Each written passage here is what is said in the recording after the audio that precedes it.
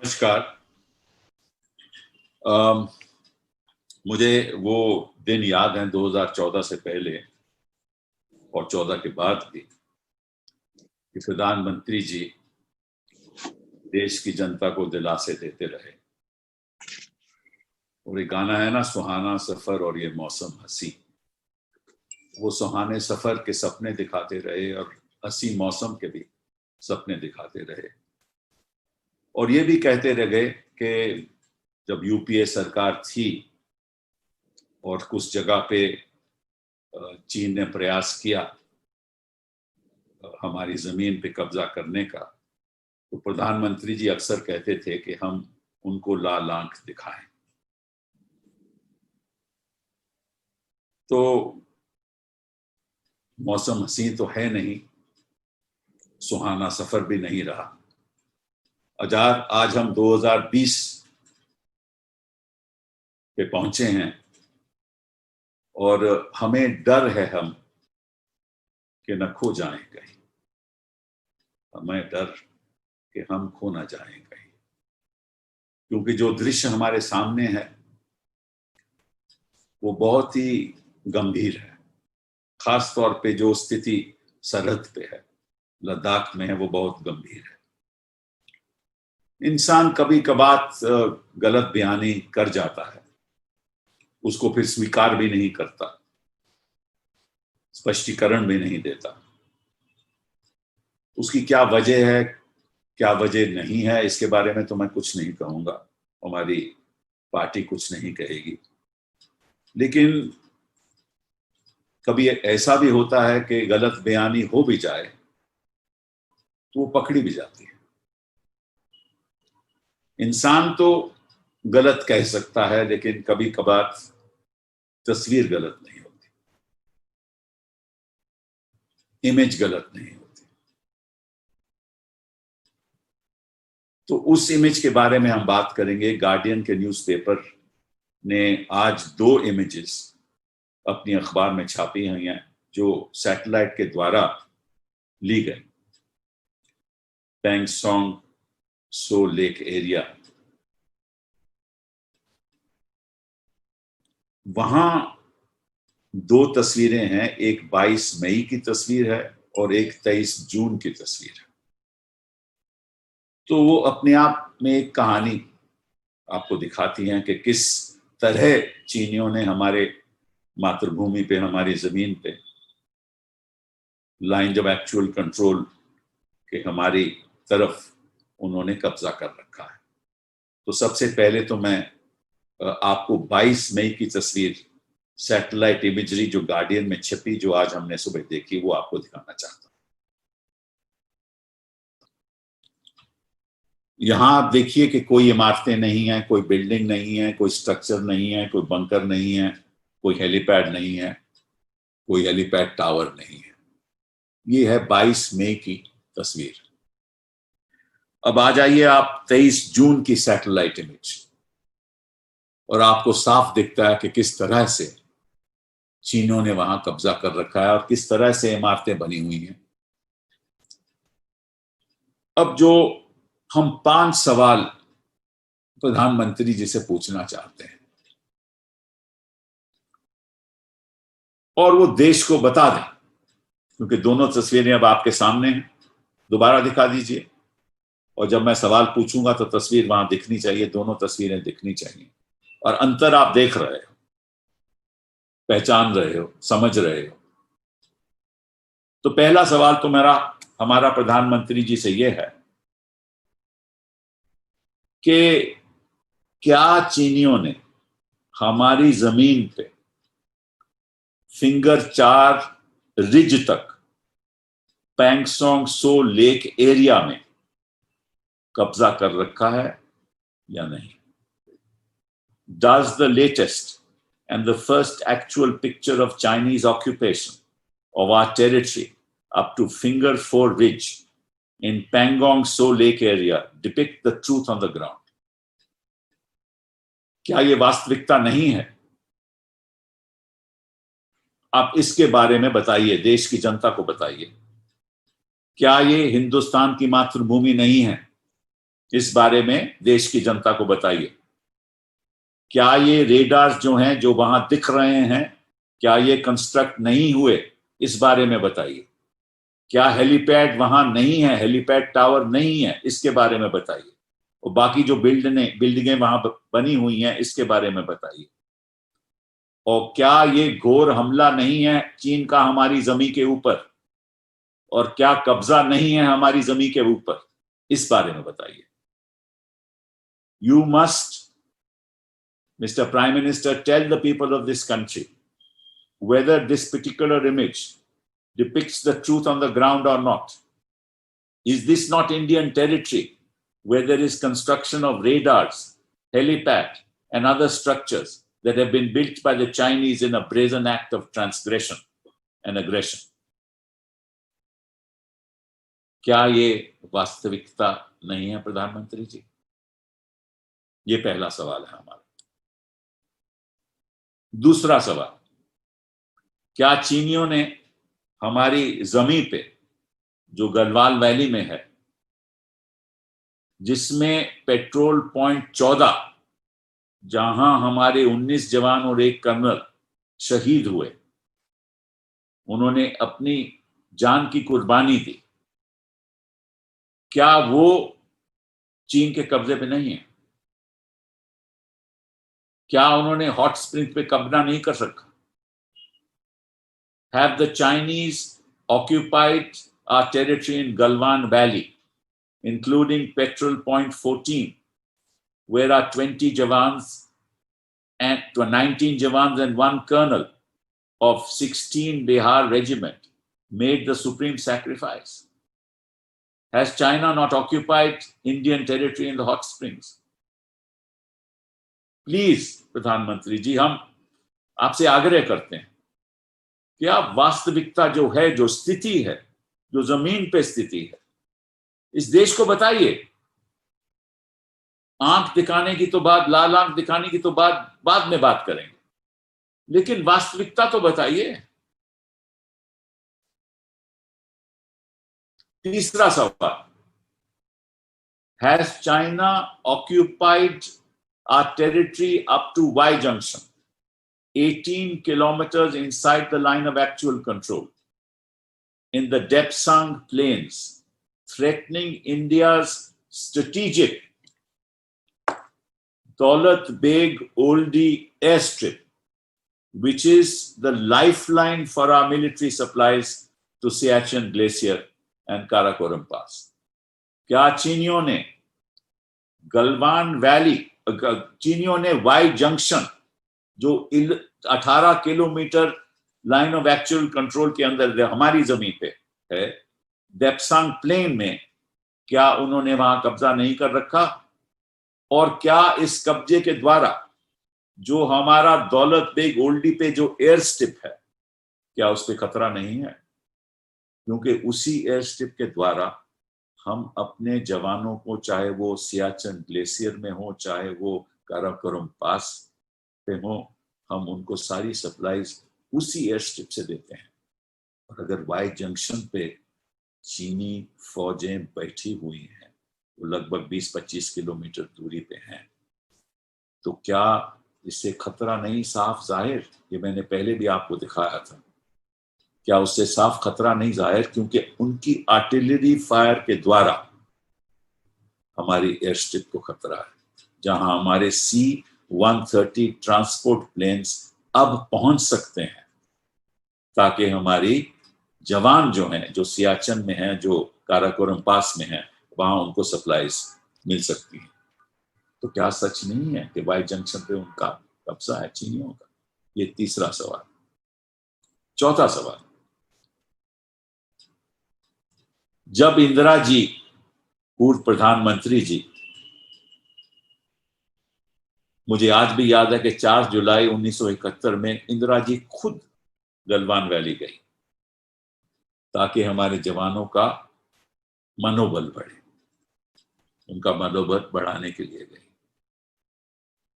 और हमारे पूर्व प्रधानमंत्री जी पंडित जवाहरलाल नेहरू भी अपने जवानों को मिलने के लिए नेफा में 1962 में गए। उनका मनोबल बढ़ाने के लिए। लेकिन जब आपने अपने जवानों में को संबोधित किया अभी कल शुक्रवार को, तो आप 230 किलोमीटर दूर निमूले पे थे, 230 किलोमीटर दूर।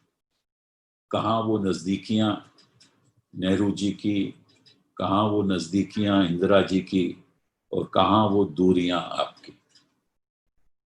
मैं इस पे कोई सवाल नहीं पूछूंगा, केवल इतना ही कहूंगा कि ये दूरियां छोड़ दीजिए, देश की जनता को बता दीजिए कि असलियत क्या है, और अगर मनोबल बढ़ाना है तो नजदीकियां लानी पड़ेगी। पांचवा, isn't it correct that the local councillors of Ladakh, BJP councillors, submitted a memorandum to the Prime Minister of India in February 2020 about the capture of our lands by China? What action did the Prime Minister take? Had the Prime Minister acted, wouldn't we have been able to preempt the brazen Chinese transgressions? ये सही नहीं है कि वहां के जो local counsellor हैं लद्दाख के, उनमें से बीजेपी के भी काउंसलर हैं, क्या उन्होंने एक याचिका, एक रिप्रेजेंटेशन प्रधानमंत्री जी को फरवरी 2020 में दी थी, जिसमें उन्होंने साफ कहा था कि चीनी हमारी जमीन पे कब्जा कर रहे हैं और कब्जा कर चुके हैं? आपने उस रिप्रेजेंटेशन को लेते हुए क्या कदम उठाए?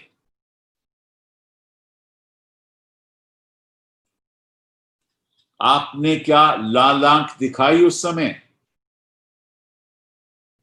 और अगर नहीं तो आप चुप क्यों रहे? आपने क्या इंस्ट्रक्शंस दी अपने फौजियों को कि क्या करना चाहिए? आपने कोई मीटिंग्स बुलाई? आपने इसके बारे में चर्चा की? ये फरवरी की बात है, आज तो हम जुलाई में बैठे हैं। और अगर आप उस समय ठोस कदम उठाते तो निश्चित रूप से हम अपनी जमीन की हिफाजत कर पाते। आपको ये बताना होगा इस देश को कि फरवरी से लेकर मई जून ने आपने क्या किया, क्योंकि मई की तस्वीर तो मैंने आपको दिखा दी। उस समय तो वहां कब्जा नहीं था चीनियों का।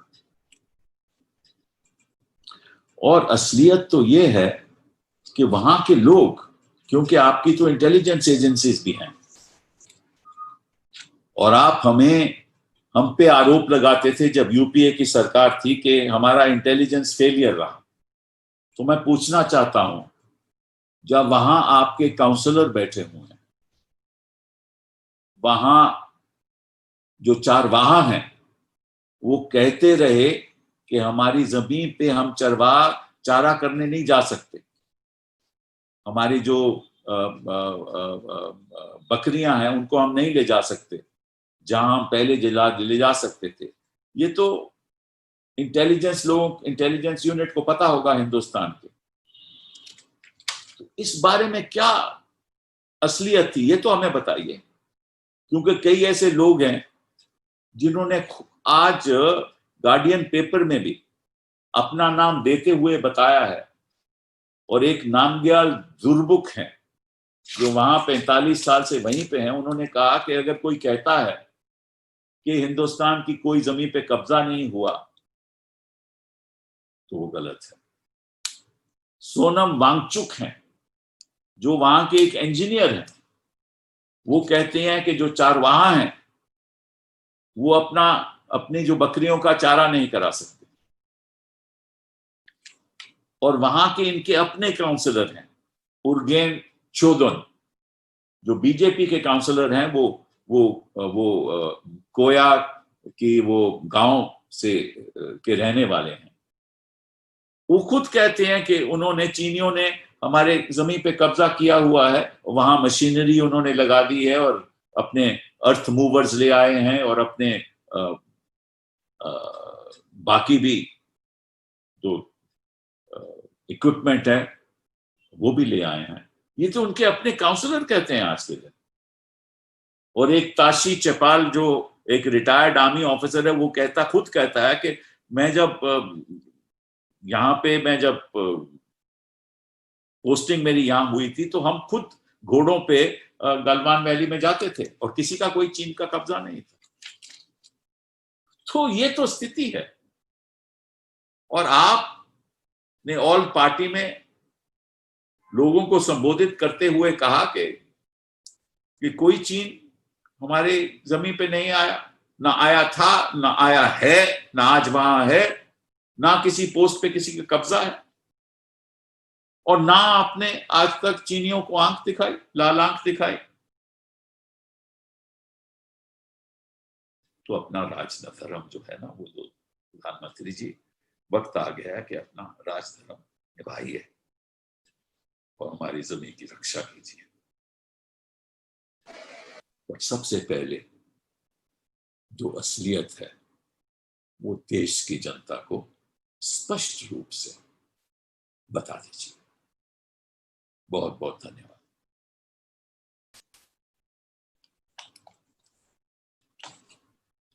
Thank you sir. मैं सवाल लूंगा पहले। Sanjeev Chopra ji from PTI. Thank you Pranav ji. Morning Sibal साहब। Morning. How are you, sir? Thank you. I just wanted to know, you made a reference about the Prime Minister's visit yesterday. Yes. He was 260 kilometers away. 30 kilometers, 230 kilometers. 30 kilometers away from the real line of control.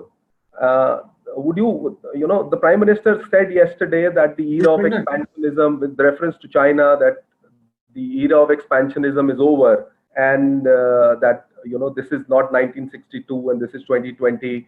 And China has also responded saying that any side should not state any inflammatory or anything that could flare up the situation at the border, because the de-escalation process and the talks are going on. So what do you have to say on the Prime Minister's remarks yesterday?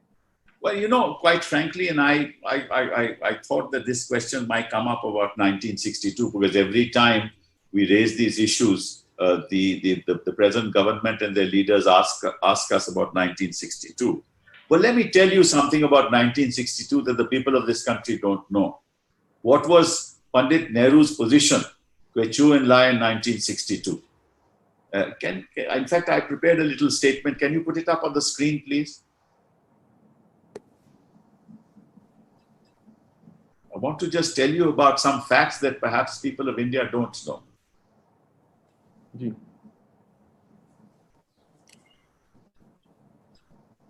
Because people don't even know the origin of the line of actual control. How did this term come about? While they'll put that on the screen, let me just tell you something. That the term line of actual control was coined by the Chinese premier, Chou En-lai, in 1956. Mm-hmm. And then he repeated it in 1959, before the 1962 war, when of course China invaded India. At that time, Chou En-lai sent a letter to Pandit Nehru asking India to accept the 1959 Chinese claim, and said that China was willing to withdraw 20 kilometers from this claim. This is a letter from Chou En-lai to Pandit Nehru. What did Pandit Nehru in response say? What did he say upon the proposal? He said that this proposal is nothing short of Victor's diktat. Nehruji said, there is no sense, and I quote, there is no sense or meaning in the Chinese offer to withdraw 20 kilometers from what they call the line of actual control. What is this line of control? Is this the line they have created by aggression since the beginning of September?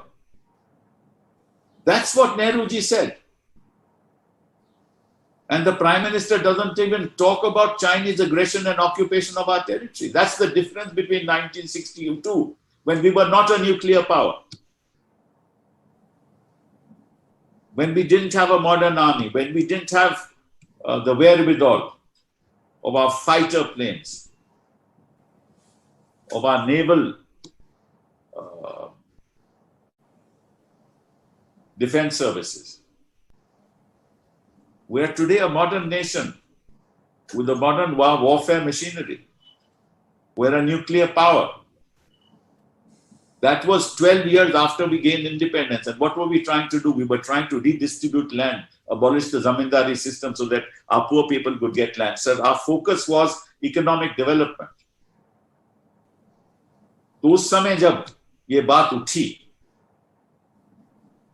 और 1962 में जब चीन ने हमला करके हमारे साथ तो जंग की, ये जो लाइन ऑफ एक्चुअल कंट्रोल की जो बात है, वो सबसे पहले प्रीमियर चू एन लाई ने कहा था कि भाई एक लाइन ऑफ एक्चुअल कंट्रोल है।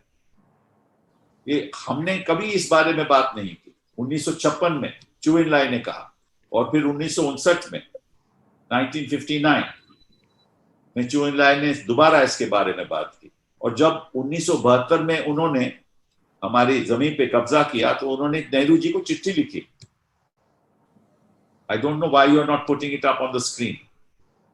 नेहरू जी को चिट्ठी लिखी और उसमें यह कहा कि आप ये लाइन ऑफ एक्चुअल कंट्रोल मान लीजिए और हम इतना कह सकते हैं कि हम इस लाइन ऑफ एक्चुअल कंट्रोल के 20 किलोमीटर पीछे हट जाएंगे और ये बात हमारी आप मान लीजिए। तो नेहरू जी ने कहा मैं बात नहीं मानता, ये क्या मतलब हुआ कंट्रोल का, हम नहीं मानते आपकी बात। ये तो आपने हमारे ऊपर हमला करके ये हमारे ऊपर थोपा। फिर नेहरू जी ने एक और बात कही, and I will read it to you, and this is in quotes, a letter by Nehru. What did he say? Not letter, I think a statement by Nehru ji. The demand for India to accept the Chinese 1959 line is a demand to which India will never submit, whatever the consequences and however long and hard the struggle may be. Paradoxically, the Chinese in 1959 line clearly depicted the entire Galwan Valley in India. It was only on June 16, 2020, the day after the fatal clashes, that China formally laid claim for the first time ever to the entire Galwan Valley. तो नेहरू जी ने उस समय एक statement दी। उन्होंने कहा कि हम कभी ये नहीं मानेंगे कि 1959 की जो लाइन है, जो लाइन चीन कहते हैं लाइन ऑफ एक्चुअल कंट्रोल है, हम उसको कभी स्वीकार नहीं करेंगे और कभी सबमिट नहीं करेंगे। जितनी देर भी हमें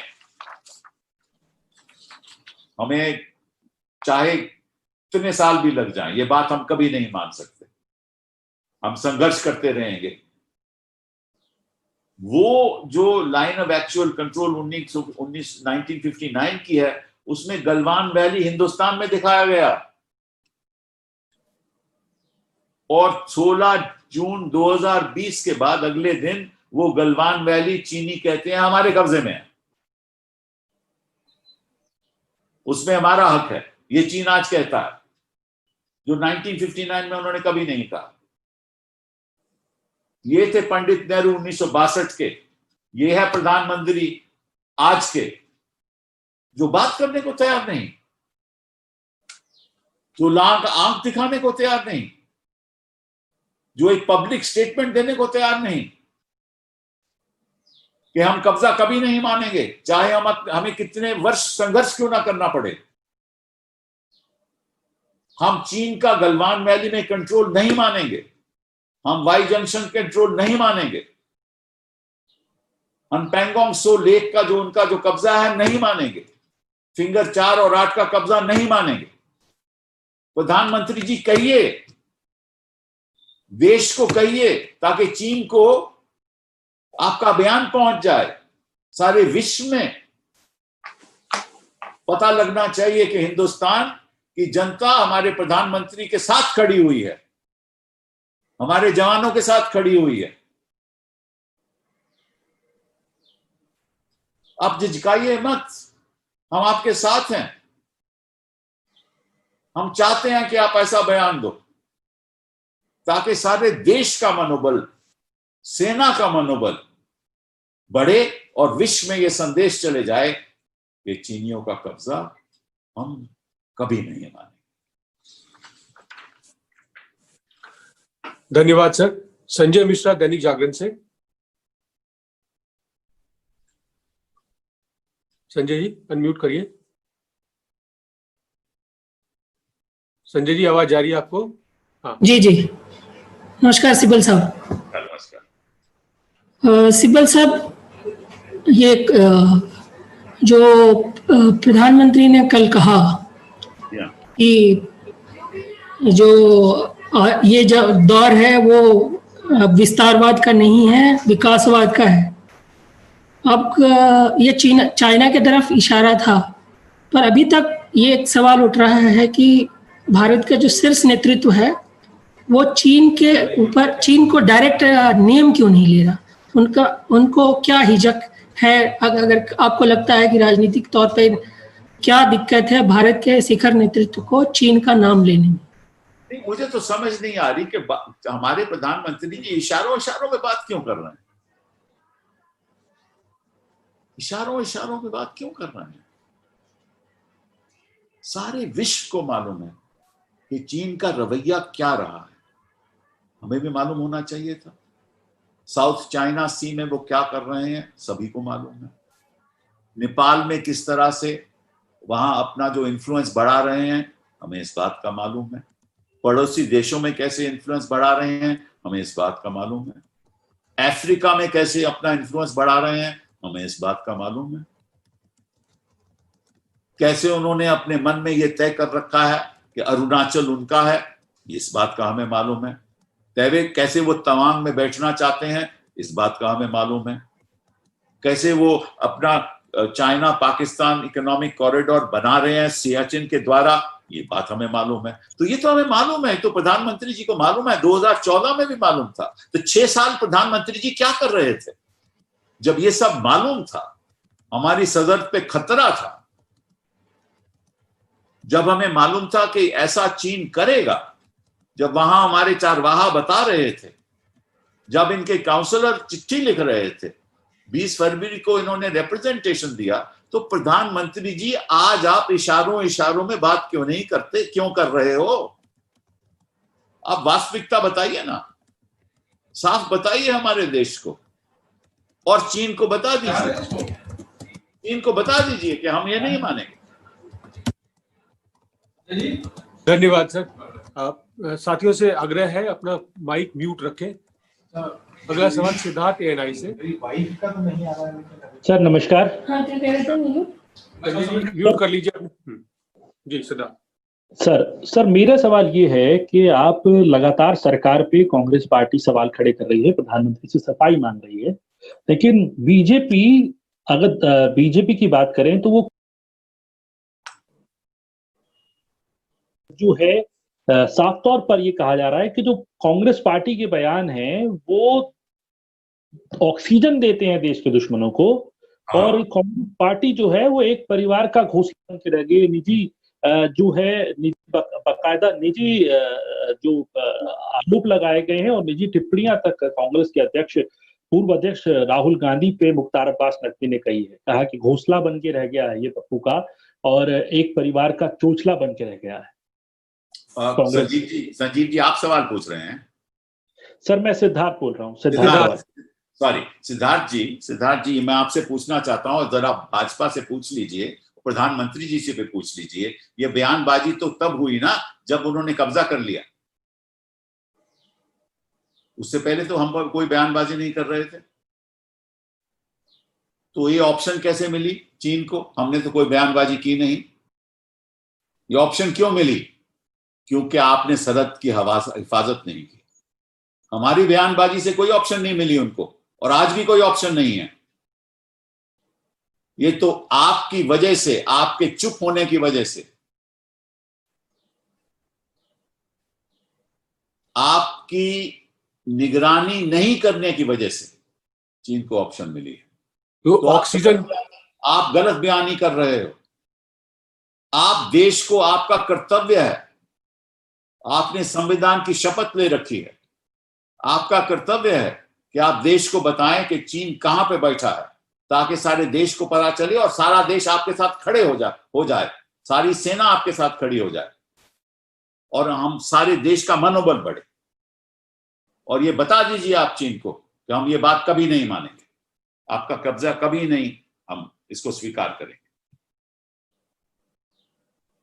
thank you. Preeti Bhardwaj, Sahara TV से। नमस्कार सर। नमस्कार। कल प्रधानमंत्री जी ने जिस तरीके से लद्दाख में जाकर के एक लंबा चौड़ा जो है संबोधन किया हमारे सैनिकों के बीच में, इस दरमियान उन्होंने रामधारी सिंह दिनकर का एक कोट यूज करते हुए कहा था कि मैं आपका जय घोष करने आया हूँ। प्रधानमंत्री इससे पहले मन की बात से लेकर के बाकी तमाम जितने भी प्लेटफॉर्म्स है उसका इस्तेमाल करते रहे हैं अपनी बातचीत को करने के लिए। सेना का अगर जय घोष करना था तो खैर ये प्लेटफॉर्म भी इस्तेमाल किया जा सकता था। कल अचानक से लद्दाख जाना और इतना लंबा चौड़ा जो उन्होंने एक जितनी भी बातें की वो ठीक है, सेना का मनोबल बढ़ाने के लिए काफी है, लेकिन क्या अब हम ये मान ले कि ये सब चीजें होने के बाद अब जो चीन का ये प्रकरण चल रहा है ये खत्म हो जाएगा, इसमें कुछ नया नहीं होगा, या भारत सरकार अब इसके बाद चुप्पी साध लेगी क्योंकि प्रधानमंत्री तो वहां चले गए और इसके बाद कुछ नया होता दिख नहीं रहा है? आपको लगता है, उम्मीद है कि इसके बाद यहाँ पर अब और कुछ काम किया? ऐसा लग रहा है कि प्रधानमंत्री ने यहाँ तो फुल स्टॉप लगा दिया लद्दाख जाकर के। नहीं, देखिए यहाँ देखिए इसका थोड़ा सा इस बात पे गौर कीजिए कि पिछली एक महीने में आई थिंक पहले जून 6 को लेकर, फिर उसके बाद जून 22 को और अभी जून 26 या 27 को कमांडर्स की मीटिंग हुई और खबरें ये आ रही हैं कि डिसएंगेजमेंट की बात चल रही है। अब हो क्या रहा है कि एक तरफ तो चीन डिसएंगेजमेंट की बात करता है और दूसरी तरफ जो जहां पे वो बैठे हुए हैं वहां पे अपने वो इमारतें बना रहे हैं। तो चीन का तो हमेशा ये रवैया रहा है कि बात इसको लंबी रखो, बात करते जाओ और इस बीच जहां पे आपने कब्जा कर रखा है वहां और मजबूती से बैठ जाओ ताकि उसके बाद डिसएंगेजमेंट की बात ही नहीं खत्म हो। जितनी आप देरी करोगे, जितना आप इशारों से बोलोगे उतना ही आपका नुकसान होगा। आप बता दीजिए, विश्व में देश को संबोधित करके बता दीजिए कि ये बात हम चीन का कब्जा कभी नहीं मानेंगे। और ये जो डिसएंगेजमेंट की बात है कि आप ये भी कहिए कि आप एक तरफ तो डिसएंगेजमेंट की बात करते हो, दूसरी तरफ आप ये काम कर रहे हो जो मैंने आपको आज इस इमेजेस से बताया। तो मैं समझता हूं कि कहीं ना कहीं प्रधानमंत्री जी को अपना रवैया थोड़ा सा बदलना पड़ेगा। सर, तो क्या हम ये मान लें कि फिर एलएसी जिस चीज को लेकर के जिक्र किया गया, यानी जितना जिसने कब्जा कर लिया उसका हो गया? हम कभी नहीं मान सकते, देश कभी नहीं मान सकता, कांग्रेस पार्टी, सारा देश, कोई भी पॉलिटिकल पार्टी कभी नहीं मान सकती, और ये कहना होगा। भाजपा भी नहीं मान सकती।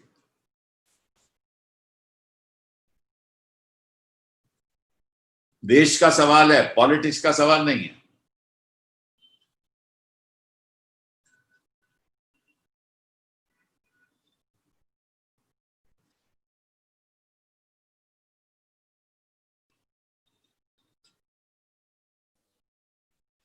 सॉरी, हाँ, राकेश कपूर जी।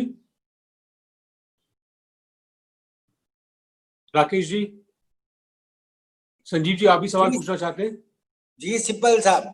जी हाँ, राकेश जी कैसे हैं आप? जी आपकी इनायत है, बहुत बहुत इनायत, thank you.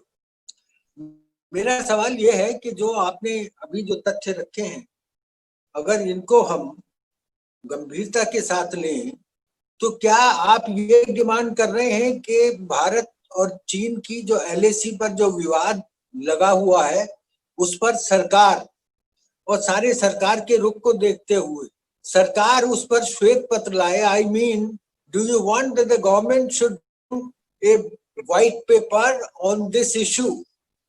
See, the question of white paper arises later. श्वेत पत्र की बात बाद में होगी, सबसे पहले वास्तविकता की बात हो, उसके बाद आगे क्या होगा वो बात हम अलग करेंगे। तो पहले वास्तविकता तो बताएं। चूंकि वास्तविकता जो है वो अंधेरे में खो रही है, मेरा सवाल इस वजह से। तो वो सफेद भी अंधेरे में खो जाएगा, श्वेत पत्र भी अंधेरे में खो जाएगा। Thank you. संजीत त्रिवेदी जी। सिबल साहब, जब आप भारत की बात करते हैं और आप देखते हैं कि गलवान वैली और डेप्सांग और पेगोंगसो के इलाके में वो चढ़ाए हैं, तो वही संदर्भ ये भी है कि दुनिया के कई देश हैं जिनके साथ चीन ने फ्रंट खोल रखे हैं। चाहे वो साउथ चाइना सी की बात आपने कही है, चाहे वो आपने देखा होगा वियतनाम, चाहे वो फिलीपींस, और इसके अलावा जापान के साथ सेनकाकू आइलैंड्स को लेकर के यहाँ तक कि ट्रेड वॉर भी चल रहा है अमेरिका और ऑस्ट्रेलिया के साथ। आपको लगता नहीं है कि ये सारे देश जो हैं किसी नीति को फॉलो कर रहे हैं, कोई सीधे जाकर हमला नहीं बोल रहा है? और भारत के साथ भी उन बातों को अगर हम संदर्भ में रखकर देखें तो एक पॉलिसी की तरफ शायद वो इशारा करती हैं इन देशों की। क्या आपको क्यों ऐसा लगता है कि हमने सरेंडर कर दिया है और हमारी जमीन ले ली गई है और हम कुछ सोच नहीं रहे हैं? ये जो एलिगेशन आपके सवालों में है। सरेंडर की बात नहीं है। देखिए, ऐसा है, जो आपने बातें कही ना वो बिल्कुल सही है। इसी वजह से हमें निगरानी रखनी चाहिए थी हमारे बॉर्डर पे, खासतौर पे लद्दाख और बाकी जगह पे। ये एक संकेत देता है कि चीन का रवैया कई देशों के प्रति अलग हो चुका है, एक नए दौर के साथ चीन आके बढ़ रहा है। ये तो हमें सब मालूम है, कितने वर्षों से मालूम है। तो जो हमारी सरकार यहाँ बैठी हुई है, प्रधानमंत्री जी को ये मालूम होना चाहिए था कि इसकी वजह से, चीन के रवैये के बदलने की वजह से हमारे सरहद पर खतरा हो सकता है, खास तौर पे लद्दाख के एरिया में, क्योंकि वहां तो हमारा बड़ा स्ट्रेटेजिक प्रेजेंस है ना। तो उस स्ट्रेटेजिक प्रेजेंस की वजह से हमें वहां अगर खतरा होगा तो क्या हमारा होगा। इसीलिए जो दौलतबाग ओल्डी का एयर स्ट्रिप है वो तो सबसे स्ट्रेटेजिक है। तो इन बातों को सामने रखते हुए हमें कुछ पहले कदम उठाने चाहिए थे चीन का रवैया देखते हुए। ये बात उठती है, इसका कोई जवाब नहीं। पर वो तो ऐसा हुआ कुछ नहीं, और आज जो स्थिति है, अब ऐसे में कांग्रेस क्या सलाह देती है सरकार को? कांग्रेस को पहले तो वास्तविकता बदले। देखिए, सरकार में हम तो नहीं है ना। सरकार में हम होते तो हम कहते क्या करना है क्या नहीं करना। ये तो मिलिट्री स्ट्रैटेजी की बात है, ये तो पॉलिटिकल स्ट्रैटेजी की बात है। लेकिन सबसे पहले वास्तविकता जो है वो तो बतानी चाहिए ना, देश को संबोधित करके। जी, थैंक यू। अगला सवाल रमन झा जी। मैंने क्वेश्चन सर, मैं 2 सवाल पूछना चाहता हूं सिब्बल साहब। एक तो दीजिए, कल जैसे ही प्राइम मिनिस्टर की स्पीच हुई लेह लद्दाख में, तो उसके बाद पार्टी की तरफ से या कई लोगों ने ये सवाल पूछा कि चीन का नाम क्यों नहीं लिया। तो बीजेपी के नेताओं का ये कहना था कि पूरी दुनिया को पता चल गया कि नरेंद्र मोदी ने किसके बारे में बात कही। क्या उन्होंने सीरिया के लिए बात कही, क्या उन्होंने श्रीलंका के लिए बात कही? तो फिर बार बार ये पूछना कि उन्होंने चीन का नाम क्यों नहीं लिया, क्योंकि ये शब्द में इतनी ताकत होती है कि मैं बिना आपका नाम लिए ही आपको अपनी बात समझा सकता हूं। ये बीजेपी की दलील है, ये तो जानना चाहता हूं। हाँ, देखिए, 2 बातें मैं मैं इसका उत्तर 2 तरीके से दूंगा कि जब 1962 में चीन ने हमला किया और युद्ध हुआ, तो क्या नेहरू ने चीन का नाम नहीं लिया था? दिया था ना, तो प्रधानमंत्री जी क्यों झिझक रहे हैं? पहली बात तो ये। दूसरी बात ये कि प्रधानमंत्री जी ने तो चीन की बात ही कर दी ऑल पार्टी को संबोधित करते हुए, तो उनका कोई कब्जा ही नहीं। तो वो भी क्या इशारे में किया था? क्या संदेश देना चाहते थे वो चीन को? जब उन्होंने संबोधित किया और कहा कि उनका कोई कब्जा नहीं है, ना था ना है, ना कोई इंडियन पोस्ट पे कब्जा है, तो कौन सा इशारा करना चाहते थे वो? मुझे तो समझ नहीं आई। अरे भाई, चीन तो हमलावर है।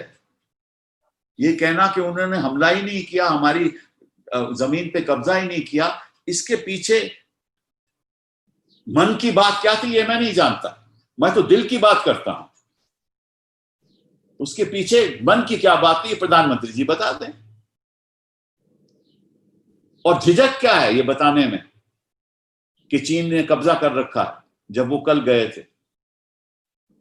झिझक किस बात की कि अगर कह देते तो क्या हो जाता? अब ना वो लाल आंख दिखाते हैं, ना वो चीन का नाम लेते हैं, ना वो सही तरीके से निगरानी हुई,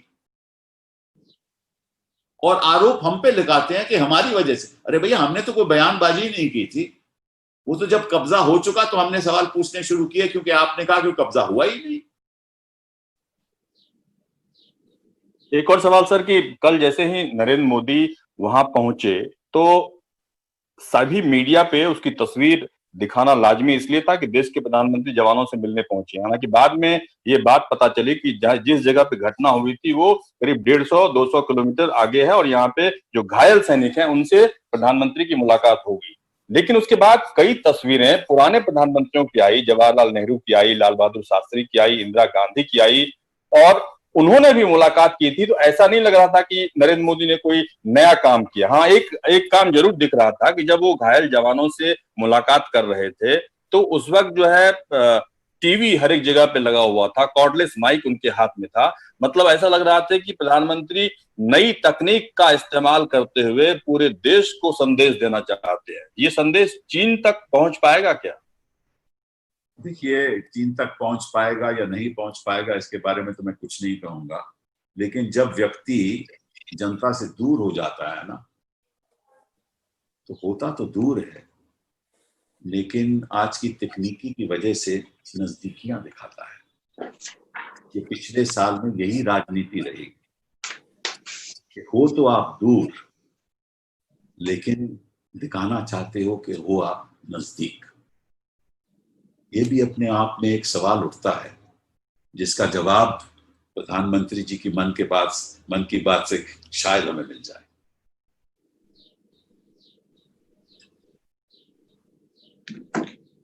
थैंक यू। बिलाल, सर, सभी सवाल तो पूछे जा चुके हैं, लेकिन सवाल ये है कि प्रधानमंत्री ने जब विजिट किया और उसके बाद सोशल मीडिया पर कल से ही बहुत सारी पिक्चरें ट्रेंड कर रही हैं कि जहां उन्होंने घायल सैनिकों को संबोधित किया हॉस्पिटल्स में, उस पर सवाल खड़े हो रहे हैं। सवाल ये खड़े किए जा रहे हैं कि जिन घायल सैनिकों को घायल बताया जा रहा है वो कहीं से घायल ही नहीं है, ना उनके कहीं चोटें लगी हुई है, ना उनके पास कोई किसी तरह की कोई इमरजेंसी किट है। तो क्या लगता है कि ऐसी स्थिति को भी एक्सप्लॉइट किया जा रहा है मार्केटिंग के माध्यम से? उस पर क्या टेक है आपका? देखिए, पिछले 6 साल में हो क्या रहा है? केवल मार्केटिंग ही तो हो रही है। आप हमारे देश की स्थिति आज देख लीजिए, चाहे वो आर्थिक स्थिति हो, चाहे किसानों की स्थिति हो, चाहे एमएसएमई सेक्टर की स्थिति हो, चाहे हमारे रुपये की स्थिति, रुपये की स्थिति हो, चाहे हमारे सरहद की स्थिति हो। वास्तविकता कुछ और है और जो दिखाया जा रहा है वो कुछ और है। तो ये तो इनका जो, और इनको मैं दाद देता हूं, ये तो इनका स्ट्रांग पॉइंट है कि किस तरह से ये असलियत को छुपाते हैं, मतलब के सपने दिखाते हैं और असलियत को छुपाते हैं। ये वास्तविकता है और ये इनकी पॉलिटिक्स है।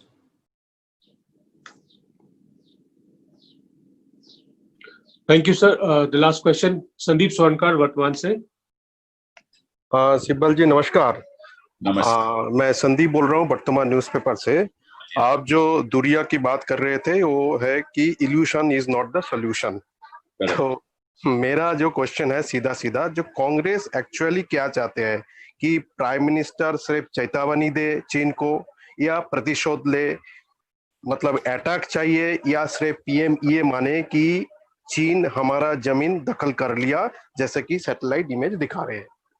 नहीं, देखिए हम क्या प्रधानमंत्री जी को करना चाहिए, किस तरह से करना चाहिए, कैसे वो वापस लेना चाहिए, ये एक अलग बात है, ये स्ट्रैटेजी की बात है, ये हम तय नहीं कर सकते। कांग्रेस पार्टी विपक्ष में बैठी हुई है, ये हम कैसे तय करें, और ना हम किसी को ऐसी सलाह दे सकते हैं, क्योंकि हम सत्ता पक्ष में नहीं है। लेकिन इतना जरूर तो कह सकते हैं ना कि जनता को ये तो बता दो कि असलियत क्या है, और चीन का नाम तो ले दो। आप डरते क्यों हो? डरने की कोई बात ही नहीं है। देश आपके साथ खड़ा हुआ है, कांग्रेस पार्टी आपके साथ है। देश की सुरक्षा के लिए हम कुछ भी कुर्बानी देने के लिए तैयार हैं, सारी फौज कुर्बानी देने के लिए तैयार है। और हमें मालूम है कि फौज हमारी आज के दिन कमजोर नहीं है। हमारी डिफेंस सर्विसेज का मनोबल कम नहीं हुआ। हाँ, वो तैयार हैं। अब हम की कह सकते हैं कि भाई किस तरीके से क्या करना चाहिए, ये हमारा कर्तव्य नहीं है, ये सरकार का कर्तव्य है। लेकिन सरकार का एक और भी कर्तव्य है कि वास्तविकता बतानी चाहिए। इल्यूजन और डिल्यूजन के आधार पे राजनीति नहीं होनी चाहिए। अगर आप आज सरकार में होते तो क्या स्टेप लेते? अगर आज सरकार में होते तो फिर हम बताते कि क्या स्टेप लेते।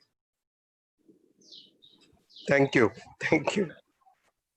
सर, ऑन दैट नोट कि इल्यूजन और डिल्यूजन पे राजनीति नहीं होती, और सरकार जो है उसको एहतियात बरतना चाहिए। चीन के बदलते रवैये के बारे में आपने बात की कि सरकार को एहतियात रखनी चाहिए थी, और आपने नक्शे में दिखाया और स्टेटमेंट में दिखाया कि कैसे 1959 में जो गलवान घाटी है वो हिंदुस्तान का अभिन्न अंग था। आज सारे नक्शे समेत भाजपा पार्षद के बयान ये बता रहे हैं कि हमारी भूमि पर अतिक्रमण हुआ है, और इस समय जो राजधर्म है प्रधानमंत्री का वो ये है कि वो चीन की आंख में आंख डालकर और ये उनको बता दे कि भारत किसी भी कीमत पर अपनी 1 इंच जमीन अपने से अलग होने देने के लिए तैयार नहीं है। इसके लिए जो लड़ाई आवश्यक होगी वो हम लड़ेंगे। सर, आपका बहुत बहुत धन्यवाद। आपने बहुत अच्छे से बताया। मेरे ख्याल से इसके बाद कोई सवाल नहीं रह जाता, और हमें उम्मीद